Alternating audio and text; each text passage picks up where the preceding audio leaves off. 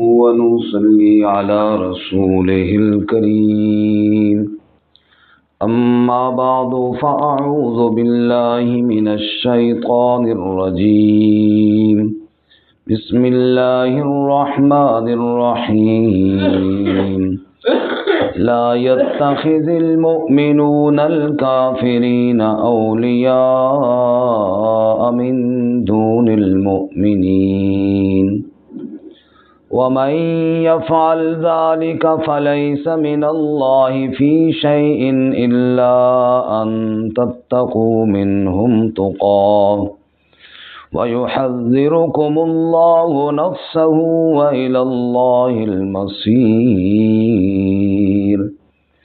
قل إن تخفوا ما في صدوركم أو تبدوه يعلمه الله وَيَعْلَمُ مَا فِي السَّمَاوَاتِ وَمَا فِي الْأَرْضِ وَاللَّهُ عَلَى كُلِّ شَيْءٍ قَدِيرٌ يَوْمَ تَجِدُ كُلُّ نَفْسٍ مَا عَمِلَتْ مِنْ خَيْرٍ مُحْضَرًا وَمَا عَمِلَتْ مِنْ سُوءٍ تود لو أن بينها وبينه أمدا بعيدا ويحذركم الله نفسه والله رؤوف بالعباد سبحان ربك رب العزة عما يصفون وسلام على المرسلين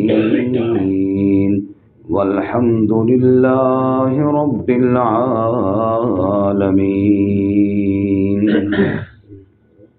اللهم صل على سيدنا ومولانا محمد وعلى آل سيدنا ومولانا محمد وعلى آله وأصحابه أجمعين معزز سامعین، سورہ آل عمران کی آیات نمبر 28، 29 اور 30 تلاوت کی ہیں۔ اس سے قبل گزشتہ سبق میں اہل کتاب کے شبہات کا جواب دینے کے بعد ان لوگوں کے لیے وعید ارشاد فرمائی جو اللہ کی آیات کا انکار کرتے ہیں، اور گزشتہ سبق میں ہم نے پڑھا کہ عزت، ذلت، ملک اور فقیری سب اللہ کے اختیار میں ہے، لہٰذا جو اللہ تعالی حکم دے بندے کو اس پر عمل کرنا چاہیے۔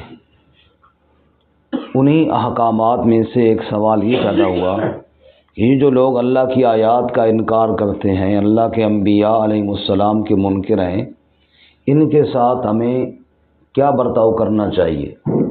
آج کے سبق میں اللہ تعالیٰ نے ایمان والوں کو حکم دیا کہ کفار کے ساتھ دوستی نہیں ہونی چاہیے، دوستی ایمان والوں کے ساتھ ہی ہونی چاہیے۔ ہاں، کسی مصلحت کی وجہ سے، کسی دنیاوی ضرورت کی وجہ سے اگر تم ان کے ساتھ تعلقات رکھو وہ ایک الگ چیز ہے، لیکن ایمان والوں کے خیرخواہ اور دلی دوستی صرف ایمان والوں سے ہی ہونی چاہیے۔ یہاں پہ مفسرین نے چند باتیں سمجھائی ہیں، وہ یہ ہے کہ نمبر 1، کفار کے ساتھ جو تعلق ہے وہ ہے موالات کا، دوستی کا، یہ تو حرام ہے۔ دلی تعلق اور دلی محبت اور دلی رجحان وہ تو ایمان والوں کا ایمان والوں سے ہی ہونا چاہیے۔ اس کے علاوہ ایک اور قسم ہے، اس کو کہتے ہیں مدارات۔ مدارات کا مطلب یہ ہے خوش اخلاقی، وہ اللہ تعالیٰ نے سب کے ساتھ جائز رکھی ہے۔ بد اخلاقی کرنا کافروں کے ساتھ بھی جائز نہیں ہے۔ مثال کے طور پہ آپ یہاں سے باہر گئے، آگے اشارے پہ پہنچے، آپ کی ایک طرف ایک موٹر سائیکل پہ غیر مسلم جا رہا ہے، تو کیا آپ اس کو ٹکر مار کے گرائیں گے؟ یہ گرائیں گے تو کہیں گے واہ بھائی چنگا بھائی مسلمان ہے، یہ تمہارا دین تمہیں سکھاتا ہے۔ تو بد اخلاقی کرنا تو کسی کافر کے ساتھ بھی جائز نہیں ہے، خوش اخلاقی سے پیش آنا چاہیے۔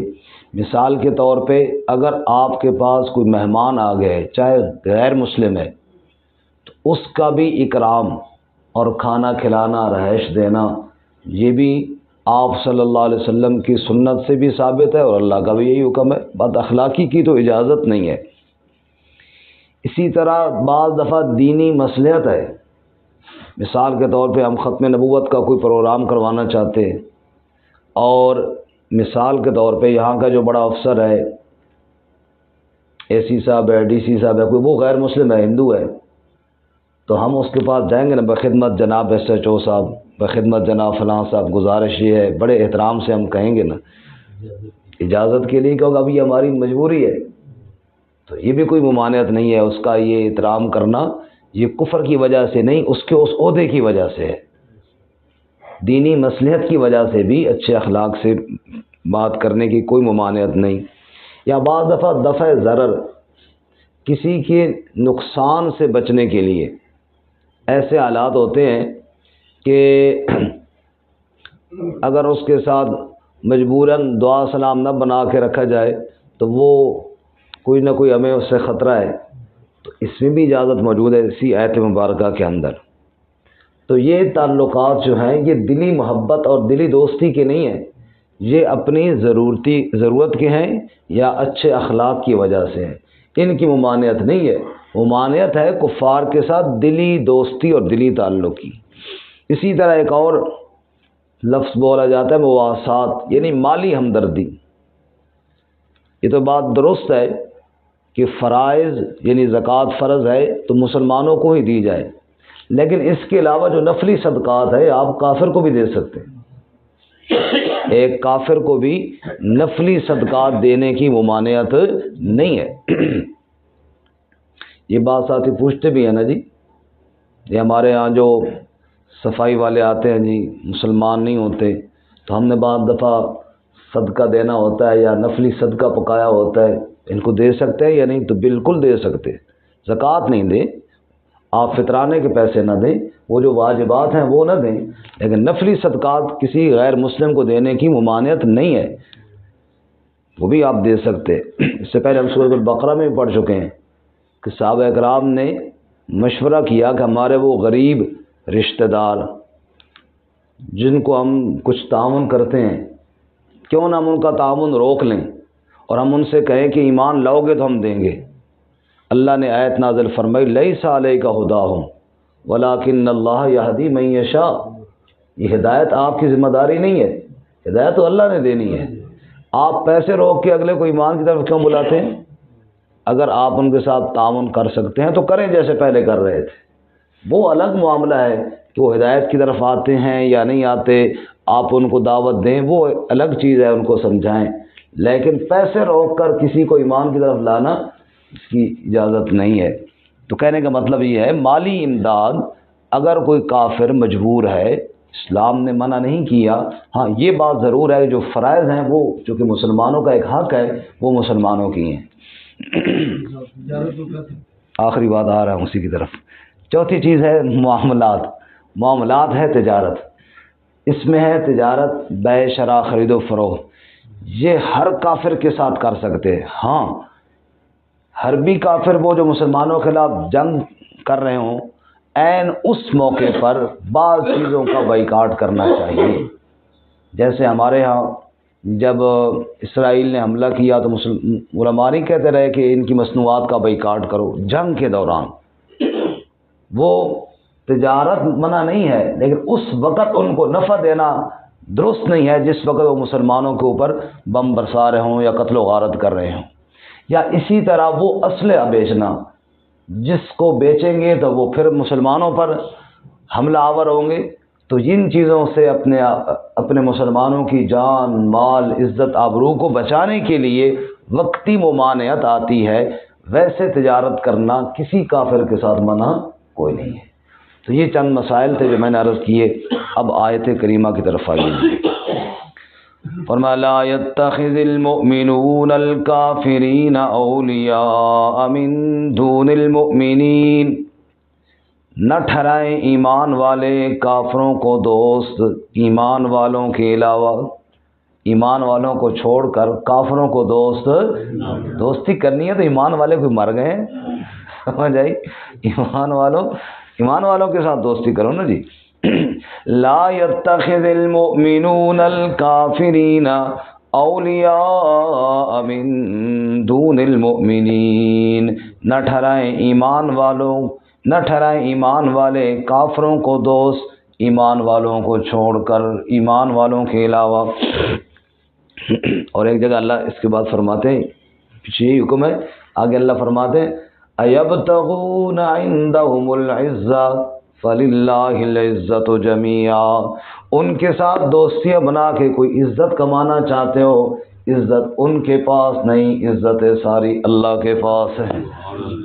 عزتوں کا مالک کون ہے بولیں جی؟ یہاں پہ فرمایا وَمَن يَفْعَلْ ذَلِكَ، اور جس نے یہ کام کیا، فَلَيْسَ مِنَ اللَّهِ فِي شَيْءٍ، اللہ سے وہ کسی شے میں نہیں، پھر اللہ کا کوئی حکم وہ نہیں مان رہا، پھر اپنی مرضی کرے، اس طرح کہتے ہیں پھر تیرا میرا کوئی تعلق نہیں۔ رب کہتا ہے اگر تو نے دوستیاں میرے دشمنوں کے ساتھ کرنی ہے پھر جا، پھر تو میرا نہ کہے، یہ نہ کہے کہ میں اللہ پر ایمان لانے والا ہوں۔ اللہ، کوئی بہت بڑی وعید ہے اگر غور کیا جائے تو۔ فَلَيْسَ مِنَ اللَّهِ فِي شَيْءٍ، جو ایمان والوں کو چھوڑ کر رب کے دشمنوں کو دوست سمجھے، اللہ کہتے ہیں اس کا پھر میرے ساتھ کوئی تعلق نہیں ہے۔ إِلَّا أَن تَتَّقُوا مِنْهُمْ تُقَىٰ، ہاں مگر یہ کہ تم ان سے کسی قسم کا بچاؤ کرنا چاہو۔ تقوی کا معنی ہوتا ہے بچنا۔ اگر تمہیں ان سے کوئی بچاؤ مقصود ہو، جیسے میں نے پہلے تفصیل سے بات کر دی ہے، کوئی ظاہری ضرورت ہو یا کوئی اور ان کے ساتھ، وہ جائز ہے، ورنہ دلی دوستی کرنا ان کے ساتھ جائز نہیں۔ وَيُحَذِّرُكُمُ اللَّهُ نَفْسَهُ، اور ڈراتا ہے تمہیں اللہ اپنی ذات سے، تم باقی کسی چیز کا ڈر دل سے نکال دو، دل میں ڈر پیدا کرو تو صرف اپنے اللہ کا۔ وَإِلَى اللَّهِ الْمَصِيرُ، اور لوٹ کر تم نے اللہ ہی کی جانب جانا ہے۔ اگر اللہ تعالیٰ تمہیں کوئی نقصان نہ پہنچائے، دنیا کے سارے کافر مل کر تمہارا کچھ بھی نہیں بگاڑ سکتے۔ قل، آپ فرما دیجیے، اب یہ دوستی اور محبت کا تعلق دل سے ہے، کس سے بولو؟ اسی لیے نا ایمان پہ زبردستی نہیں ہے بھائی، زبردستی اگر آپ کسی کو پینٹی لگا کے کلمہ پڑھوا بھی لیں گے، وہ دل سے نہیں پڑھے گا تو ایمان تو نہیں ہے نا، یہ تعلق دل سے ہے، اور دلوں کے راز جاننے والا کون ہے جی؟ فرمایا قل، آپ فرما دیجئے، ان تخفوا ما فی صدورکم او تبدوہ یعلمہ اللہ، اگر تم چھپاؤ جو تمہارے سینوں میں ہے یا ظاہر کرو اس کو، اللہ سب کو جانتا ہے۔ دلوں میں چھپی باتوں کا جاننے والا بھی کون ہے؟ اسی لیے قرآن کئی جگہ فرماتا ہے انہ علیم بذات الصدور، اللہ وہ ہے جو سینوں کے راز بھی جاننے والا ہے۔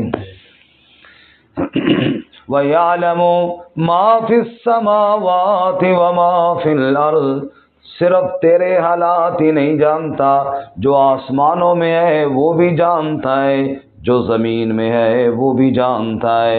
واللہ علی کل شیء قدیر، اور اللہ ہر شے پر قدرت رکھنے والا ہے، سب کچھ جاننے والا بھی اللہ، ہر چیز پر قدرت رکھنے والا بھی کون ہے جی؟ اللہ۔ سبحان اللہ۔ اور سورہ طٰہٰ میں ایک بڑی عجیب بات اللہ تعالیٰ نے ارشاد فرمائی، اللہ فرماتا ہے یعلم السر واخفی، اللہ وہ ہے جو راز جانتا ہے اور راز سے بڑھ کر مخفی چیز بھی جاننے والا اللہ تعالیٰ ہے۔ راز وہ ہے جو میں جانتا ہوں، میرے ساتھ بیٹھے ہوئے نہیں جانتے، یہ تو میرے خیال میں میری اونچی باتیں بھی نہیں جان رہے، میں نے اتفاقاً دیکھا لیکن جاگ رہے ہیں، بڑی مہربانی۔ راز وہ ہے جو دل کے اندر بات ہو، ساتھ والے کو پتہ نہیں چلتا، وہ ہے راز۔ اور اخفا یہ ہے جو اس سے بھی بڑھ کر مخفی، یا اللہ اس سے بڑھ کے اور کیا مخفی ہوگی جو میرے دل میں ہے، میں نے باہر نکالی ہی نہیں ہے۔ اللہ کہتے ہیں راز وہ ہے جو تو جانتا ہے، دوسرا نہیں جانتا، اور اخفا وہ ہے جو تو بھی نہیں جانتا۔ آج سے 10 سال بعد تیرے دل میں ایک خیال پیدا ہوگا اور تیرا رب آج اس کو جانتا ہے۔ اتنے علم والا کون ہے بولا؟ سبحان اللہ۔ اس لیے اللہ تعالیٰ فرماتے ہیں وَيَعْلَمُ مَا فِي السَّمَاوَاتِ وَمَا فِي الْأَرْضِ، جو آسمانوں میں ہے اس کو بھی رب جانتا ہے، جو زمین میں ہے اس کو بھی اللہ جانتا ہے۔ وَاللَّهُ عَلَى كُلِّ شَيْءٍ قَدِيرٌ، اور اللہ ہر شے پر قدرت رکھنے والا ہے۔ یوم تجد کل نفس ما عملت من خیر محضرا، ایک دن آنے والا ہے، اس دن پالے گا ہر نفس جو کچھ عمل کیا نیکی کا حاضر پالے گا۔ چھوٹی سی چھوٹی تیری نیکی بھی اس دن سامنے آ جائے گی، تیرے دل کی نیت بھی سامنے آ جائے گی، اس کو بھی تولا جائے گا۔ تیرے دل کے اندر کفار کے ساتھ محبت تھی یا ایمان والوں کا تو خیر خواہ تھا، تو اپنوں کے ساتھ کیا سوچتا تھا، نفاق چھپایا تھا یا محبت اور تعلقات بہتر رکھنے کی دعائیں کرتا تھا، ایک ایک تیرا عمل سامنے آ جائے گا۔ وما عملت من سوء، جو برا کیا وہ بھی سامنے آ جائے گا۔ آج بھائی بھائی کے بارے میں برا سوچ رہا ہے، پڑوسی پڑوسی کے بارے میں برا سوچ رہا ہے، اور ایک دوسرے کے بارے میں منفی سوچ رہے ہیں کہ جناب کسی کو طرح میں کسی کو نقصان پہنچاؤں اور زج کروں۔ فرمایا یہ ساری چیزیں ایک دن آنے والا ہے، باہر نکال دی جائے گی۔ وَحُصِّلَ مَا فِي الصُّدُورِ، وَحُصِّلَ مَا فِي الصُّدُورِ، جو سینوں میں ہے نا وہ سارا اس دن ظاہر کیا جائے گا اور باہر لایا جائے گا۔ اس لیے اللہ فرماتے ہیں ایک دن آنے والا ہے جی۔ پھر اگر برے تیری سوچیں ہوئیں اور تیری دماغ کے اندر نیت ٹھیک نہ ہوئی تو پھر تو افسوس کرے گا۔ تَوَدُّ لَوْ أَنَّ بَيْنَهَا وَبَيْنَهُ أَمَدًا بَعِيدًا، اس وقت بندہ آرزو کرے گا کاش کہ اس کے درمیان اور اس کے عمل کے درمیان بہت دوری ہوتی، کاش یہ عمل مجھ سے بہت دور ہوتا، میں اس سے دور ہوتا، برائی کے میں قریب بھی نہ گیا ہوتا، برا خیال بھی میرے دماغ میں نہ آیا ہوتا، میں ہمیشہ نیکی کا ہی سوچتا رہتا، کسی کو دھوکہ دینے کا نہ سوچتا، کفر کا نہ سوچتا، شرک کا نہ سوچتا، منافقت کا نہ سوچتا، کسی پر ظلم کا میں نہ سوچتا، کاش اس عمل سے میں بہت دور رہتا۔ اللہ فرماتے ہیں اس دن کی ذلت سے بچنا چاہتے ہو تو وَيُحَذِّرُكُمُ اللَّهُ نَفْسَهُ، آج تمہیں اللہ اپنی ذات سے ڈراتا ہے، آج میرے حکم کے آگے سر جھکا لو اور اللہ کا ڈر اپنے دل میں پیدا کرو، جن کاموں سے رب نے منع کیا ہے ان سے باز آ جاؤ۔ واللہ رؤوف بالعباد، اور اللہ تعالی شفقت کرنے والا ہے اپنے بندوں کے ساتھ، اللہ بڑا مہربان ہے اپنے بندوں کے ساتھ۔ اگر کوئی بندہ سر کے دل سے معافی مانگے وہ سب غلطیاں معاف کر دینے والا ہے۔ سبحان اللہ۔ اللہ تعالیٰ ہمیں سمجھ کر عمل کرنے کی توفیق عطا فرمائے۔ ترجمہ دوبارہ سنیں۔ لا يتخذ المؤمنون الكافرین اولیاء من دون المؤمنین، مت ٹھہرائیں ایمان والے کافروں کو دوست ایمان والوں کے علاوہ۔ وَمَن يَفْعَلْ ذَلِكَ، اور جس کسی نے یہ کام کیا، فَلَيْسَ مِنَ اللَّهِ فِي شَيْءٍ، تو اللہ سے وہ کسی شے میں نہیں، اللہ کے ساتھ کوئی اس کا واسطہ نہیں، إِلَّا أَن تَتَّقُوا مِنْهُمْ تُقَىٰ، سوائے اس کے کہ تم ان سے کوئی بچاؤ تمہیں حاصل کرنا ہو۔ وَيُحَذِّرُكُمُ اللَّهُ نَفْسَهُ، اور ڈراتا ہے تمہیں اللہ تعالیٰ اپنی ذات سے۔ وَإِلَى اللَّهِ الْمَصِيرُ، اور اللہ ہی کی طرف لوٹ کر کے جانا ہے۔ قُلْ إِن تُخْفُوا مَا فِي صُدُورِكُمْ، آپ کہہ دیجئے اگر تم چھپاؤ جو تمہارے سینوں میں ہے، او تبدوہ، یا اس کو تم ظاہر کرو، یعلمہ اللہ، اس کو اللہ تعالی جانتا ہے، وَيَعْلَمُ مَا فِي السَّمَاوَاتِ وَمَا فِي الْأَرْضِ، اور وہ جانتا ہے جو آسمانوں میں اور جو زمین میں۔ واللہ علی کل شیء قدیر، اور اللہ ہر شے پر قدرت رکھنے والا ہے۔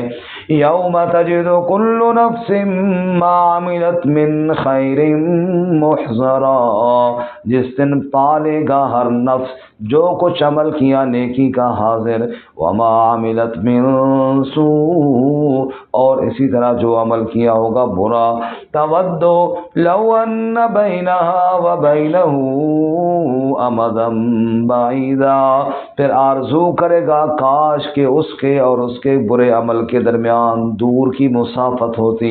وَيُحَذِّرُكُمُ اللَّهُ نَفْسَهُ، اور اللہ تمہیں ڈراتا ہے اپنی ذات سے۔ وَاللَّهُ رَءُوفٌ بِالْعِبَادِ، اور اللہ تعالی شفقت کرنے والا ہے بندوں